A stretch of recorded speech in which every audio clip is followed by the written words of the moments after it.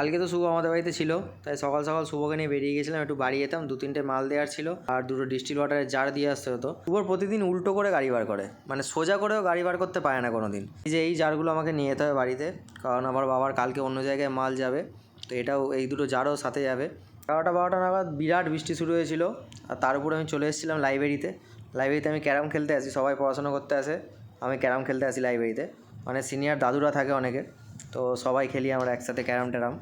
বাড়ি এসে দেখি হঠাৎ করে সোয়েব ভাই ঘর থেকে চলে এসছে, নিজে একাই খেতে বসে পড়ে গেছিলো। তারপর আমি খেতে বসলাম, শুভও বসলো, দুবেলা একটু খেলা দেখছিলাম, মানে হাইলাইট দেখছিলাম ইন্ডিয়া পাকিস্তানের।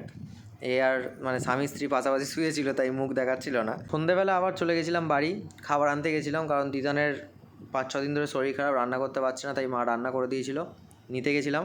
তারপর এদের সাথে একটুখানি খেলা টেলা করছিলাম, হঠাৎ করে দেখলাম এ ঘরে ঢুকে গেছে, মায়েকে বার করছিল যা হোক করে, কিন্তু বেরোচ্ছিল না, প্রচণ্ড ঠেঁটায়ে। তারপর ফিরে গেছিলাম বাড়ি। আর আজকের ভিডিও এখানেই শেষ করছি, দেখা হচ্ছে আবার নেক্সট ভিডিওতে। টিল দেন সবাই ভালো থেকো, সুস্থ থেকো, লাইক শেয়ার সাবস্ক্রাইবটা করে দিও প্লিজ প্লিজ।